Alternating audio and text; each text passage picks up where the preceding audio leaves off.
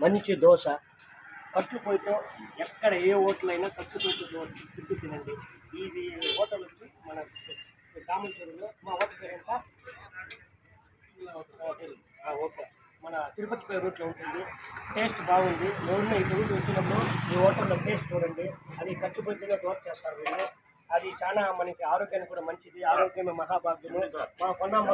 మా పొన్నమ్మలమైన ఈరోజు దామోదర్ మా production manager cinema shooting dosa బాగుందనేసి చాలా టేస్ట్ బాగుంది. కారం దోశ సూపర్. వీళ్ళిద్దరు కారం దోశ తినేసారు. మా గండికోట గణేష్, మళ్ళీ మా సురేష్ ఆయన పీలేరు ఆర్టిస్టు, ఆయన పీలేరు నుంచి వచ్చాడు మా బ్రదరు.